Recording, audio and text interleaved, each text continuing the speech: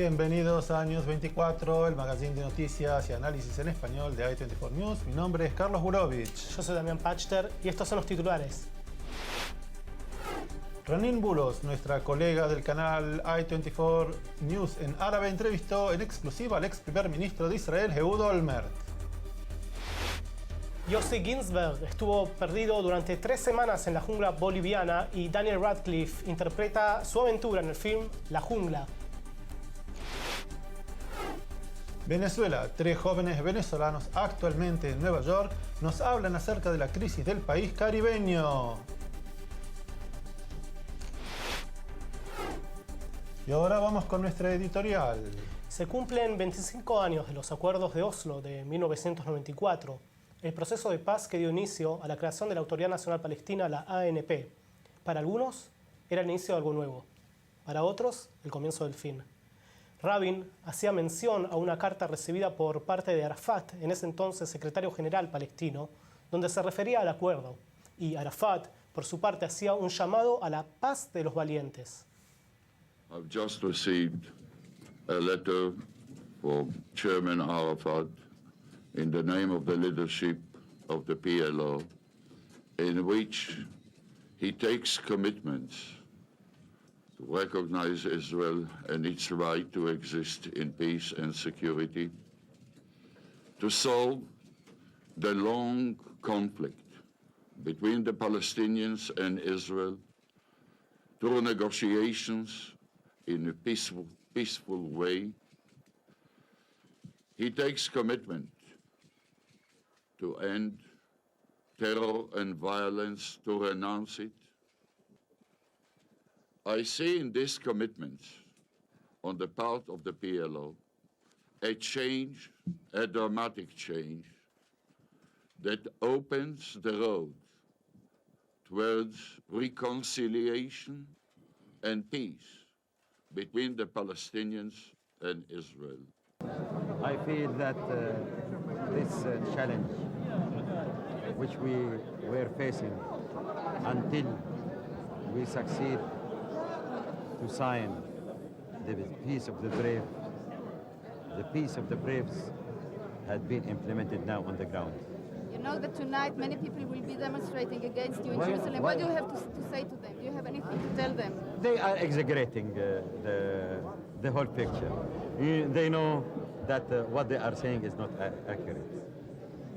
Wait, they say The president They is say having what? a guest, What they are they say saying. that they don't believe you. They say that they If we have to speak that, how the German people and the French people, after this long confrontation in the first World War, in the Second World War, and now they are in the friends in the European Union. How? A la izquierda del espectro político reinaba el optimismo y era Shimon Peres quien mejor lo expresaba bajo la tesis de un nuevo Medio Oriente. I want to say also that we wish from the depth of our heart to the Palestinian people a different future. We don't hate people and we don't hate persons. What we are trying seriously is to get rid of a poisonous past and to use a biblical wish to return to a land of milk and honey. We can do, and we have to live it so accordingly, for us, for our neighbors, and for the whole of the Middle East. Thank you very much.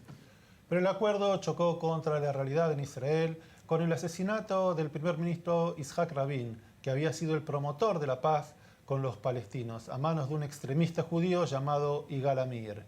Para muchos, la muerte de Rabin simboliza la muerte de los acuerdos de Oslo. Y a medida que el tiempo pasó, el nuevo Medio Oriente quedó en una mera fantasía. Uno de los arquitectos del proceso, el profesor Shlomo Ben-Ami, calificó de fracaso las negociaciones con Oslo y dijo que esta chance jamás volverá. Bueno, en el próximo bloque tenemos una entrevista exclusiva que hiciera nuestra colega Ranin Bulos del canal árabe de i24 News al ex primer ministro de Israel, Ehud Olmert.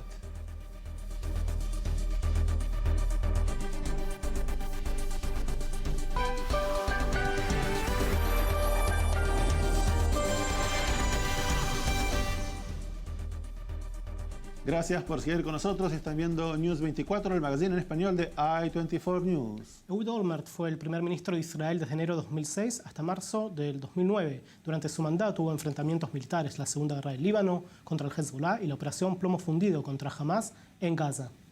Olmert no pudo concluir su mandato ya que fue condenado por casos de corrupción en febrero de 2016 y enviado a prisión. En julio de 2017 salió con libertad condicional y desde entonces casi no ha hablado con los medios. Pero nuestros colegas del canal árabe de I-24 News han conseguido una entrevista exclusiva y quien lo entrevistó es nuestra colega Ranin Bulos, que se encuentra con nosotros. Hello, Ranin. Hello, Carlos. Hello, Damián. Hola, Ranin. Primera pregunta. ¿Olmert está convencido que su mayor logro es el silencio en la frontera norte con el Líbano? Well, yes, in spite of that the majority in Israel described this war as a failure and as a war that brought a lot of pain and loss to the Israeli side, Olmert sees it as a very successful war. He says that after this war, actually the situation in the northern border became much more calmer, much more safer. We don't see any aggressive or any movements that we used to see before the war in Lebanon. And we can hear also what he said about this. Escuchemos lo que decía Ehud Olmert a Ranin Bulos en la entrevista exclusiva para I-24 News. Creo que la visión acerca de la que hablas no condice con el estado de ánimo que reina en el Estado de Israel. Antes que nada, desde los hechos, recordemos que por 12 años el Hezbollah no se ha animado a disparar ni una sola bala contra la frontera de Israel, cosa que no ocurrió durante 70 años en la frontera israelí-libanesa. No lo hicieron no porque sean fuertes y no porque se hayan fortalecido, sino porque temen de la respuesta de Israel como consecuencia del amargo resultado de la Segunda Guerra del Líbano. Creo que la Segunda Guerra del Líbano cambió el estilo de vida en el sur del Líbano y el norte de Israel, de una manera tal que no tiene precedentes. Desde ese punto de vista fue un gran éxito estratégico para el Estado de Israel. Igualmente pienso que el Hezbollah no se ha fortalecido. Han perdido miles de combatientes en la guerra civil del Líbano en la que participaron. Han sufrido grandes golpes a lo largo de estos años por su intervención en la política del Líbano.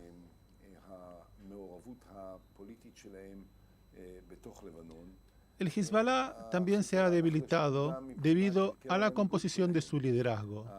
Su comandante en jefe, Imad Muniyeh, ya no vive.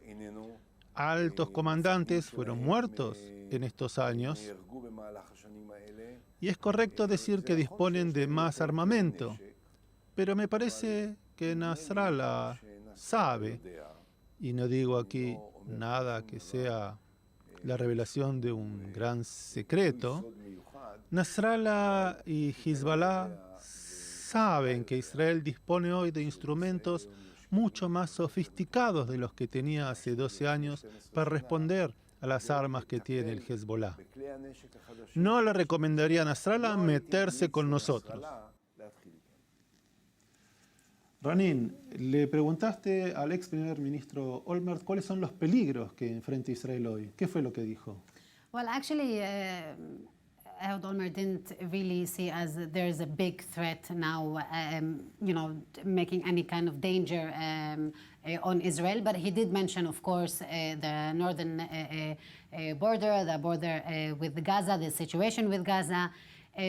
He mainly focused not on the threats that Israel might face, let's say, on the ground or military-wise, but the threats and the dangerous things that Israel might face politically, especially with the government of Netanyahu. Ok. Veamos entonces qué fue lo que respondió Ehud Olmert a Ranin Bulos, nuestra colega de I-24 News, en árabe. Los rangos militares de Israel están convencidos de la Segunda Guerra del Líbano fue un gran éxito estratégico. No sostenemos hoy, ni lo sostuvimos entonces, que Israel no enfrenta peligros. Hay peligros en la frontera norte, por parte de los sirios, con la presencia iraní, también el lado libanés y también en el sur. Israel enfrenta peligros. Tenemos la fuerza necesaria para enfrentar todos estos peligros. No hay hoy una amenaza que ponga en peligro la existencia de Israel. Hezbollah tiene la capacidad de molestar a Israel, pero no de amenazar su existencia. Por el contrario, Israel tiene la capacidad de poner fin a la existencia del Líbano y del Hezbollah. La pregunta es, ¿cuáles son nuestras prioridades? ¿O cuáles deberían ser nuestras prioridades? Nuestra prioridad, tal como yo lo entiendo, habiendo sido primer ministro de Israel, es hacer la paz. Hacer la paz con los palestinos es prioritario, lo más importante, y también llegar a un acuerdo sobre el estatus de Siria.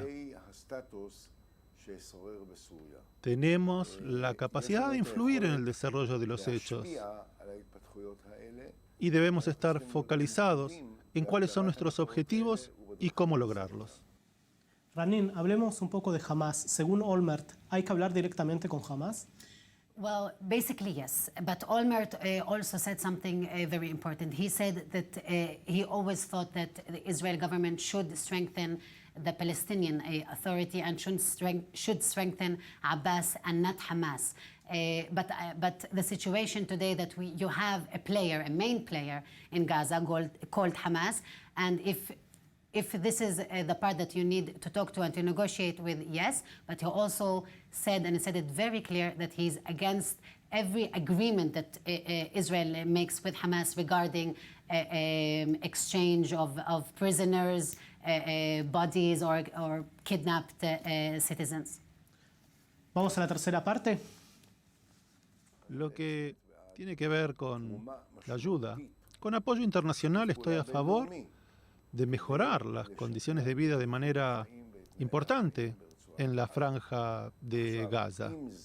Si esto exige un diálogo directo entre Israel y el Hamas, luego de que liberamos y le dimos a Muhammad Jabari 1.100 asesinos, de los peores que existen como parte de las negociaciones para liberar a Gilad Shalit, decir que no vamos a negociar con el Hamas es evasivo y no me parece un argumento muy serio. Lamentablemente, Israel no tiene un plan práctico ni efectivo para destruir al Hamas. Este gobierno, o toda conformación de este gobierno, no está dispuesto a pagar el precio de ir a la guerra para destruir al Hamas. Por lo que hay que llegar a un punto que permita mejorar allí las condiciones de vida y reduzca la motivación de los habitantes de Gaza de colaborar con el Hamas. Creo que es posible, debe ser un interés de Israel. Y lo dice alguien que no dudó golpear a los líderes del Hamas, causarles un gran daño y combatirlos. Los he combatido con mucha más dureza que cualquier otro primer ministro anterior o posterior. Y no hay ningún problema hacerlo cuando esto sirve a los intereses de las dos partes, los nuestros y los de ellos. Hoy, ir a la guerra por algunas llantas quemadas, no me parece. Ranin, Olmert y Abbas negociaron en el año 2007 un acuerdo de paz en Anápolis, en Estados Unidos. ¿Su propuesta sobre Jerusalén hubiera sido aceptada en Israel? Actually, first, it's very important to say that it's Olmert. A lot of people say, and also the Palestinian side say, that Ehud Olmert was the prime minister that got really close and was the most serious towards really reaching to a peace agreement with the Palestinian side. This is something that also the Palestinian Authority and Abbas himself said it. Olmert suggested a very brave deal to the Palestinian side. I also asked him how would the Israeli side accept this, especially when we're talking about Jerusalem and entering international forces into Jerusalem and having a Jerusalem for both sides, for the Israeli and the Palestinian side. Olmert believes that this is the way that this deal can be, achieved with this is the solution with the Palestinians. The borders, he keeps on talking about the borders of 67 and about how Abbas was very serious leader and a partner towards this deal. Escuchemos entonces lo que decía Ehud Olmert acerca de las negociaciones de paz y sobre Jerusalén. El plan que yo propuse, y estoy seguro que si le preguntan a Mahmoud Abbas, el presidente palestino, confirmará palabra por palabra lo que les estoy diciendo. Propuse una solución territorial en base a las fronteras de 1967, con intercambio de tierras con un rango de 5 o 6%. Eso era algo flexible. En ese punto, podríamos todavía ser flexibles si hubiéramos continuado las negociaciones. Pero la intención era basarnos en las fronteras del 67, o sea, que todos los territorios que fueran parte de la autoridad palestina fueran similares a los territorios que tenían antes del 67. Eso primero. Segundo, yo estaba dispuesto a que el lado árabe de Jerusalén fuera la capital del Estado palestino. Para mí, Bet Hanina, el campamento de refugiados Shuafat, Jabal Mukaber, Isawiya, todos esos barrios árabes son parte del Estado palestino y pueden ser lo que los líderes palestinos quisieron todo el tiempo, que Jerusalén sea la capital de Palestina. Por un lado está la Jerusalén judía, capital del Estado de Israel, y hay otras partes que hoy son parte de Jerusalén que yo propuse fueran parte del Estado palestino. Ranin, ¿qué piensa Ehud Olmert sobre el actual primer ministro israelí Benjamin Netanyahu? Very clear. Olmert sees that Netanyahu is the government of Netanyahu. Netanyahu will take Israel and is taking Israel to a very dark and dangerous place. Escuchemos lo que decía Olmert acerca del actual primer ministro Benjamin Netanyahu. Creo que Netanyahu conduce a Israel a un conflicto eterno entre nosotros, el mundo árabe y el palestino. Creo que producirá graves daños a la posición internacional de Israel ante el mundo. Pienso que la idea de que hay un apoyo firme de los líderes americanos con las posiciones del gobierno israelí, eso es una idea incorrecta. Descubriremos que la gran mayoría de los líderes americanos no comparten la política que lleva a cabo el gobierno israelí actual y entre muchos otros temas, el palestino, que es el más importante para Israel y su futuro. Y por todos esos motivos creo que Benjamin Netanyahu no debe ser el primer ministro de Israel. Podría agregar otro punto. Ojalá que quienes se ocupan en Israel de hacer cumplir la ley me hubieran tratado a mí como lo tratan a él. Si así lo hubieran hecho, probablemente habría sido primer ministro hasta hoy en día. Ranin, excelente trabajo. Nuestras felicitaciones. Thank you very much for your incredible item. It was great being here. Thank you. Shukran. Shukran. En el próximo bloque, Yossi Ginsberg estuvo perdido durante 3 semanas en la jungla boliviana. Ahora vamos a ver su historia.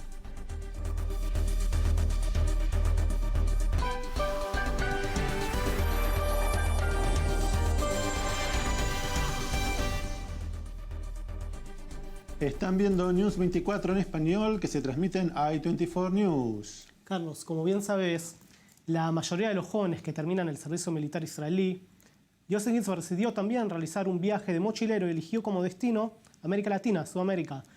Salió en busca de una gran aventura y nunca imaginó qué tan grande iba a ser esa aventura hasta que incluso se hizo un film en la jungla de Bolivia. Para contarnos sobre la experiencia se encuentra con nosotros Yossi. Buenas tardes, Yossi. Gracias por venir.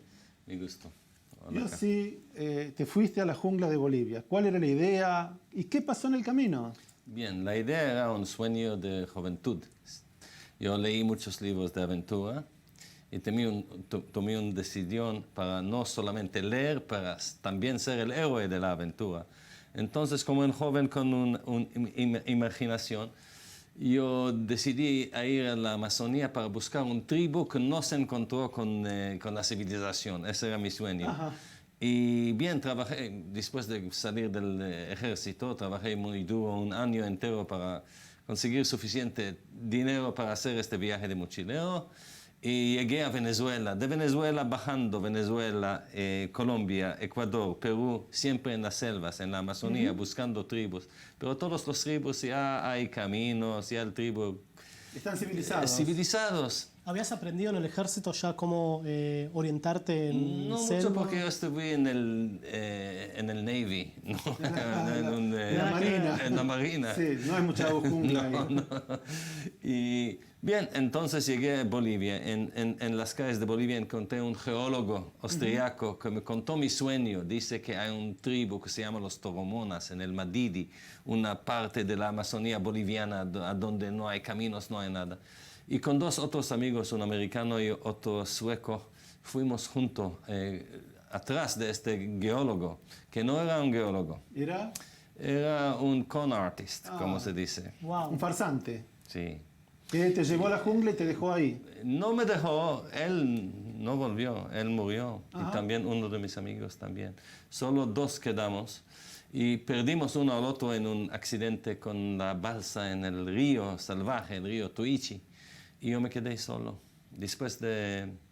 Después de toda esta experiencia, en el año 2016 hay una producción cinematográfica, la película que se llama La Jungla, que tiene como actor principal a Daniel Radcliffe, Sí. que no es nada más ni nada menos que quien hizo Harry Potter. Claro. Contame cómo es trabajar con Harry Potter. Mira, un día tengo una llamada por Skype y es la cara de Harry Potter en mi casa. Estoy llamando a los niños, mira, Harry Potter en el Skype. Muy accesible, muy gentil, sin ego, sin nada. Me hace 2 entrevistas de 4 horas cada una en Skype, 8 horas hablando. ¿Qué libros leíste en tu juventud? ¿Qué música te gustó? Él quería entrar dentro de mi cabeza para conocerme. El personaje. En personaje. Después encontramos, claro, en Colombia, donde se hizo esta película. Y es muy, muy amable. Yo pienso que es la cara más famosa en el mundo, la cara de Harry Ahora Potter. todo el mundo lo reconoce. Ahora, Sí. vimos que había un equipo de actores que se dio entre ellos una muy buena relación y que tuvieron un gesto muy lindo para con tu hija. Te Claro. cantaron el Happy Birthday. That's right. Es así. Es así. Entonces, veamos al equipo de la filmación de la película La Jungla cantándole el feliz cumpleaños a la hija de Yossi. Hey Kayam, nice to meet you. I'm Dan, I'm here with your dad, Yossi. Hey! And I just want to say happy birthday for today. Happy 13th birthday. 13, man, it's only going to get better from here. Really, that's a good age. Happy birthday, Kayami. We love you. Happy birthday. Thank you, brother. No worries. It means a lot. Kayami, Mazal Tov Neshama. Happy birthday for my daughter. Happy birthday, Kayam. Kayam. Happy birthday, Kayam. Happy birthday to you. Happy birthday to you. Happy birthday, dear sweetheart. Happy birthday to you. Yossi, nos comentaste anteriormente que perdiste a 2 conocidos en ese viaje. Sí. ¿Qué ocurrió allí en la jungla? Mira, es una tragedia que cuando el grupo ya no, la amistad ya no podía sostenerse, la presión. Y fuimos a 2 lados. 2 se fueron a un lado caminando y otros 2, yo con otro amigo el norteamericano, fuimos con una balsa. Ellos que fueron a pie ya nunca volvieron y no se sabe nada de ellos. Hasta hoy en día. Hasta hoy día. Yo mismo con mi amigo fuimos con la balsa solo por 3 horas. Después entramos a un cajón muy angosto. Allá había rocas y chocamos una roca y perdimos uno al otro. Yo me quedé solo con nada. Solo pantalón, camisa, zapatos. Perdí todo. Sin machete, sin fuego, sin armas, sin nada, sin comida. Y me quedé 3 semanas solo en la selva, aprendiendo sobrevivencia, porque no sabía cómo, y no pensé yo mismo que yo voy a aguantar, pero cuando uno no tiene otra solución, Hay que sobrevivir. hay que sobrevivir y encuentras una parte de usted mismo que nunca no conociste, solo en En esta situación extrema. extrema. Vamos a ver el tráiler. Veamos el tráiler y veamos en qué situaciones extremas se encontró Yossi. El film se llama La Jungla. Incluirías la experiencia de vivir 3 semanas en la selva. Bien, aprendí algo de mí mismo, pero también la amistad. Mi amigo volvió. Él se salvó con un tribu que vive allá y volvió con ellos. ¿Para rescatarte? Para rescatarme. Y después pasaron 10 años y yo volví a la Amazonía para hacer gracias a esta gente que me salvaron. Y ellos me dijeron, ¿puedes ayudarnos a nosotros? Quedé con ellos 3 años. Y hizo la Amazonía mi vida. Y hasta hoy estoy parte de esta parte del mundo. Vuelvo cada año y tenemos un lugar, un lodge ecológico que se llama Chalalán, a donde yo también con el tribu hacemos operaciones para salvar esta parte del mundo, porque con turismo se puede proteger también la Amazonía.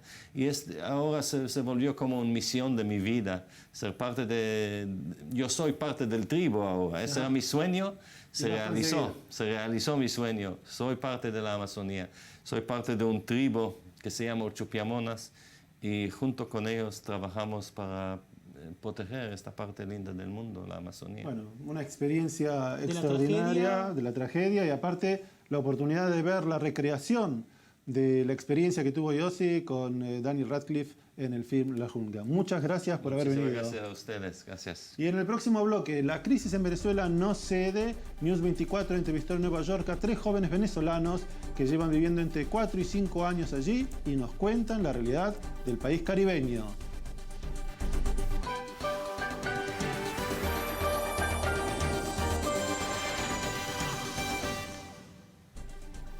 Están viendo News 24, el magazine en español de i24 News. Y ahora, Venezuela. La crisis en Venezuela no cede y cada día que pasa, miles de ciudadanos se desplazan a países vecinos huyendo de una realidad que se ha vuelto imposible de sostener. En Nueva York, en el restaurante de comida venezolana El Cocotero, Gustavo Serrano, director de contenidos de i24 News en Estados Unidos, entrevistó a 3 jóvenes venezolanos que llevan entre 4 y 5 años viviendo allí. Eduardo Lugo, de 24 años, estudiante universitario, activista de la organización SOS Venezuela en Nueva York, y que vive en Venezuela hace 4 años. Marisela Lara, de Relaciones Públicas, estudia Relaciones Públicas y Publicidad y hace 5 años que está en Estados Unidos. Eric Rosso, de 30 años, trabaja en finanzas, activista, y 4 años que vive en Estados Unidos. Escuchemos lo que tenían para comentar. Eduardo, Marisela y Eric, muchas gracias por estar con nosotros en i24 News en este especial sobre Venezuela. Yo soy de Estados Unidos. Yo nací aquí, viví aquí toda mi vida, pero yo he ido a Colombia mucho. Mis papás nacieron en Colombia. Pero también yo fui a Venezuela también mucho cuando yo era un niño. Las memorias que yo tengo de Caracas de niño son una ciudad cosmopolitana, donde había de todo. O sea, uno no faltaba de nada. Los hoteles muy bonitos. Y muchos americanos trabajando en Venezuela y buscaban a trabajar en Venezuela porque querían a trabajar en Venezuela. Comparado a Colombia, cuando yo era niño, ir a Caracas era una diferencia total. En mi época, cuando yo iba a Bogotá o yo iba a Colombia, esas ciudades a veces había un peligro ir a esas ciudades. Yo ahora como periodista, y yo hablo mucho sobre estos temas y yo veo mucho de lo que está pasando en Caracas y lo comparo a lo que veo en Colombia, y yo veo que ahora como que es el reverso. ¿Ustedes opinan que eso es como más o menos lo que está pasando ahora? Es interesante que describas una Caracas que yo no conocí, lamentablemente, porque he escuchado de esa Caracas, he escuchado de esa Venezuela, pero yo crecí en la Venezuela, lamentablemente, de Chávez y de la crisis que llevó a Chávez al poder. Y creo que quizás esa misma nostalgia que tú tienes o que tenemos nosotros los venezolanos, tanto los que vivieron esa Caracas como los venezolanos que aspiramos a una Caracas igual o mejor que esa, es parte de lo que nos aturde el día de hoy, o sea, nos aturde lo que estamos viviendo. Nunca pensamos que íbamos a llegar tan bajo, o sea, tan bajo en todos los aspectos de nuestra sociedad, en el deterioro de cada una de las instituciones, el deterioro de venezolanos matando venezolanos, el deterioro de la gente muriendo por algo que jamás pudiste haber pensado. Ver abuelos en las colas durmiendo en las calles para poder cobrar la pensión por la que trabajaron toda una vida. Mi mamá trabaja y se jubiló de un ministerio y yo recuerdo que cuando yo crecí te decían trabajar para el Estado te genera una garantía de por vida. Y hoy ningún empleado público que ha trabajado y sigue trabajando hoy para la administración pública puede decir que puede pagarse o puede comprar o puede alimentarse o sentar el futuro con el que soñó. Entonces quizás esa Venezuela también para nosotros, o al menos para mí, sigue siendo también una añoranza, sin lugar a dudas. Sí, se volvió casi un mito o una leyenda a la cual quieres llegar. O sea, yo creo que nadie crece esperando que no vas a vivir en tu casa o no vas a vivir en lo que para ti es familiar. Y siento que a nuestra generación, parte de lo difícil fue que sí, cierto, no vivimos en una Caracas espléndida ni un país perfecto, pero yo me acuerdo de mi infancia siendo feliz. O sea, sí, es verdad. Marchamos desde que tengo uso de razón, hubo paro petrolero cuando teníamos 6, 7 años, pero era una infancia bastante estable. O sea, yo nunca dudé que yo no iba a tener dónde estudiar la carrera. O jamás me imaginé que íbamos a tener que pasar trabajo para conseguir un shampoo para poder lavarte la cabeza. O sea, yo creo que eso nunca nos lo pintamos en el panorama. Entonces, claro, cuando entramos en la adolescencia y justamente el país fue entrando en aquella crisis y aquel espiral que pareciera no tener fondo aparentemente porque cada vida es peor, es difícil pensar que puede ser distinto y lo sabemos. Yo siento que todos lo sabemos. O sea, en el fondo que podemos llegar a hacer eso, pero no vemos cómo llegar. Yo creo que esa Venezuela que tú describes fue la Venezuela que sirvió de refugio para muchos ciudadanos que escapaban de otras catástrofes políticas en el mundo. Y en Venezuela encontraron un lugar en donde podían contribuir a un país democrático y próspero, con un Estado de Derecho, con instituciones, en una democracia que era incuestionable, con sus defectos, perfectible, pero había un país con futuro. Con instituciones. El legado de Chávez y el legado de Maduro es un legado de destrucción y de familias destruidas y separadas, de gente que se muere porque no tiene comida, no tiene medicinas, y creo que aferrarse a esa nostalgia no basta para los venezolanos. Creo que es una motivación, pero nosotros que no vivimos esa Venezuela sabemos que es totalmente posible, pero que también necesitamos entrar al siglo XXI, que sabemos que somos gente preparada, que sabemos que tenemos los valores, la conciencia para cambiar. Y me entristece a mí profundamente tener que oír gente como tú, que no es venezolana, decirme en las calles de esta ciudad, por ejemplo, lo que fue mi país, lo que yo no pude vivir y lo que hoy no veo posible. Le quiero leer unos datos que yo vi este fin de semana. 10% de la población se han ido del país en los últimos 4 años. En Venezuela la gente está perdiendo peso en cantidades. El mínimo salario en el 2012 le compraba a uno 72,000 calorías al día. Hoy en día simplemente pueden comprar 800. Y 80% de los venezolanos viven en pobreza. Cuando usted oye esos datos y esos números, que son simplemente un poquito del resto de lo que está pasando en Venezuela, ¿qué piensan? Yo pienso más que en los datos que son dantescos, pienso en las personas y en la gente y en cada historia que hay detrás de ese número. Cada historia de alguien que se muere porque no tiene un antibiótico o una quimioterapia o la medicina del VIH. Pienso, y es una pesadilla tener que pensarlo, en familias que han sido separadas.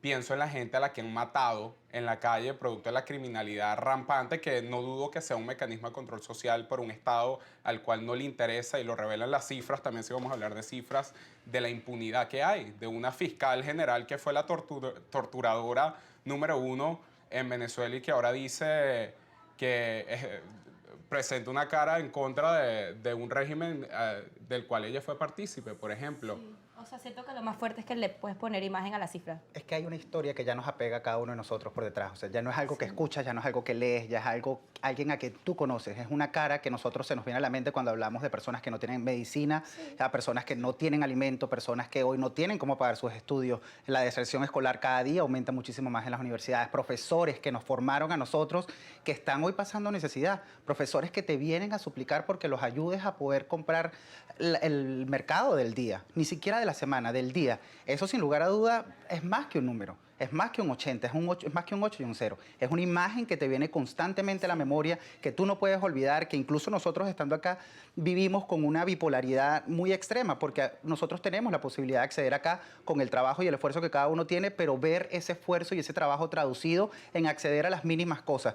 Cuando tú recuerdas que tienes gente en casa que no tiene el acceso a ese tipo de privilegios, y más que un privilegio, ya es una necesidad humana, o sea, porque todos necesitamos comer para poder existir. Y con el simple hecho de que nadie hoy en Venezuela tiene garantizado el acceso a la alimentación, el acceso a la vida, el acceso a la medicina, el acceso a la educación, a la salud, a los principales derechos básicos de los humanos, ¿cómo nosotros podemos esperar que un número simplemente sea parte de, o que ellos simplemente formen parte de una estadística? Son historias que representan el dolor de nuestro pueblo y el dolor de cada uno de nosotros, que siempre lo palpamos con la gente que seguimos en contacto. Es que este gobierno, aparte de todo lo que ha destruido, siento que de las cosas que más pegan es la deshumanización a la que llegaron a la población entera. O sea, le quitaron la dignidad a 30 millones de personas. Arrancar la dignidad humana y la humanidad de cada uno de los venezolanos, y cada cifra es una llamada telefónica que tú recuerdas de alguien que te dice que necesita algo, que está sufriendo por algo.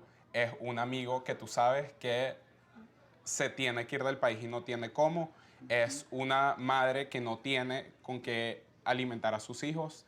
Esas son las historias y las cifras son las personas. Al final, la humanidad de cada uno de nosotros que se desvanece. ¿Cuál debería ser la reacción de la comunidad internacional ante la actual situación de Venezuela? Estados Unidos ha limitado la inmigración de ciudadanos de distintos países. ¿Debería Venezuela ser o estar incluida en la lista de países con restricciones? Esto les preguntaba Gustavo Serrano a los jóvenes venezolanos en Nueva York. Tengo una pregunta antes de la última, que es, el año pasado el presidente de Estados Unidos, Donald Trump, él puso 7 países que uno no podía viajar, y la mayoría de esos países eran árabes. Pero en ese grupo también existe la Corea del Norte y también Venezuela, no con tantas restricciones porque solamente le afecta a cierta gente en Venezuela. Pero, ¿cómo se sienten si uno dice, ok, hay 7 países entre que no pueden viajar a Estados Unidos e incluso Venezuela también queda en ese grupo? Así sea un poquito y una selección de gente, pero en algún momento se imaginaban que el país de Venezuela también iba a estar en ese otro grupo de países. A mí me gusta pensar que Venezuela no son ellos. Vamos a empezar por ahí. O sea, a mí me gusta pensar que cuando llego a Venezuela no es el gobierno, es toda la gente que lucha día a día para sobrevivir, es la mamá que va al trabajo y no va a ganar suficiente, pero va a hacer todo lo posible para conseguirle la comida a su hijo. Entonces, cuando yo leo que le pusieron un travel ban a los artífices de la crisis, de la tortura, de la Pues quiebra del país, de la destrucción me parece sistemática. fantástico. Lo celebramos. Me parece fantástico, me encanta que les vayan quitando los privilegios, o sea, que empiecen a sentir un poco que se están encarcelando, o sea, que el mundo también está consciente de lo que ellos están haciendo y no todo pasa por alto. Y no, o sea, lo que ellos hacen tiene un precio y lo van a tener que pagar en algún momento. ¿Y sabes por qué lo celebramos más? Porque hoy cada vez más familias estamos separadas. Y cuando tú ves que los hijos de esos miserables son los que están afuera usando el dinero público para tener una vida de privilegios y beneficios, con dinero robado, cuando tú ves que ellos les prohíben el acceso a Estados Unidos y a otros países, cuando les congelan las cuentas, lamentablemente sentimos un fresco, sentimos un alivio, lo celebramos, porque eso significa que cada vez más cerca la justicia, escóndanse donde se escondan, más temprano que tarde les va a llegar, como lo que pasó en Malta, que pensaban que por ser una isla tan pequeña no se iba a descubrir su lavado de dinero a través del país que fuese. Más temprano que tarde serán millones y millones las historias que deslumbrarán al mundo entero de la corrupción, de cómo un gobierno dictatorial destruyó el país más próspero de América Latina y cómo se encargó la dictadura bajo el régimen de Nicolás Maduro, porque el artífice del modelo equívoco fue Chávez, pero el artífice de la represión principal y el asesinato premeditado de nuestro pueblo se llama Nicolás Maduro. Y ese dictador, nuestra historia lo recordará por sus hechos. Antes que nada, queremos agradecer a Gustavo Serrano y tal Heinrich de I-24 News en Nueva York por esta producción. Y ahora, una reflexión. Mientras la crisis social continúe, mientras, como le explicara Maybor Petit en la entrevista que nos dieron la semana pasada, el Estado venezolano sea un narcoestado, o sea, una dictadura que sirve a los fines de enriquecerse a costa de un pueblo oprimido y empobrecido, las imágenes de miles de inmigrantes buscando refugiarse en países de Latinoamérica continuarán. Queda pendiente la pregunta: ¿qué es lo que harán los países miembros de la OEA de manera efectiva para que haya un cambio radical? Y por ahora, más que hablar, no hacen ninguna otra cosa. Nos vemos la semana que viene. Hasta la semana que viene, y a partir de ahora nos pueden ver en el canal 34 y 200 de Hot Israel. Muchas gracias.